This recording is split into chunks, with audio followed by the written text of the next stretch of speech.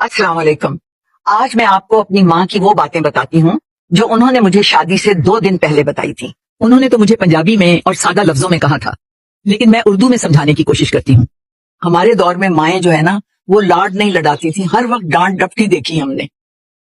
शादी से 2 दिन पहले मेरी अम्मी मेरे पास आई और कहने लगी, मेरी प्यारी बेटी, कुछ बातें बताने लगी हूँ, हमेशा के लिए अपने जहन में महफूज कर लो। इन पर अमल कर लोगी तो बहुत सारी परेशानियों से बच जाओगी, अगर नहीं करोगी तो खुद तकलीफ में रहोगी। पहली बात याद रखना, बाप के घर से बेटी की सिर्फ डोली उठती है, जनाजा ससुराल से उठता है। अब तुम एक घर से दूसरे घर नहीं, बल्कि एक जिंदगी से दूसरी जिंदगी जीने जा रही हो, जिसमें ढलने के लिए मन मारना पड़ता है। दूसरी बात, ससुराल में बोलना कम और सुनना ज्यादा। जितना बोलोगी उतना अपने बारे में बताओगी, जितना सुनोगी उतना उन्हें जानोगी, और जितना जानोगी उतना अपने मामला ठीक कर पाओगी। तीसरी बात, बड़ों का अदब और छोटों पर शफकत करते रहना। कभी हमें ये सुनने को ना मिले कि माँ बाप ने क्या तरबियत की है। अब माँ बाप की इज्जत तुम्हारे हाथ में है। चौथी बात, अपने शौहर की हर बात मानना, अपने आप को उसकी पसंद में ढाल लेना। जो खाने वो पसंद करे वो गरम और ताजा उसके सामने रखना। फिर देखना, आहिस्ता आहिस्ता इतना प्यार बढ़ेगा कि शौहर अपनी कम मनवाएगा और तुम्हारी ज्यादा मानेगा। पांचवें बात, घर की बातें बाहर नहीं बताना, यहाँ तक कि हमें भी नहीं। याद रखना, ससुराल की इज्जत ही तुम्हारी इज्जत है। आज के बाद ससुराल ही तुम्हारा घर है।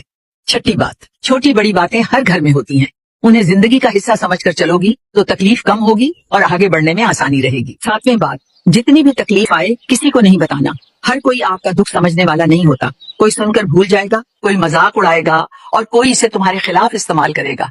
अपना दुख सिर्फ उसे बताना जो तुम्हें समझता भी हो और इस दुख से निकाल भी सकता हो, और वो जात सिर्फ अल्लाह की है। जितनी भी परेशानी हो, वुजू करके 2 नफल अदा करना और अपने दुख अल्लाह को सुनाना। आठवीं बात, अपनी कमजोरियां किसी को नहीं बताना। ससुराल में हर कोई मौका ढूंढता है कि कब तुम्हारी कमजोरी हाथ आए और उसे तुम्हारे खिलाफ इस्तेमाल करे। ये दुनिया ताकत से डरती है और कमजोरों पर हावी होती है।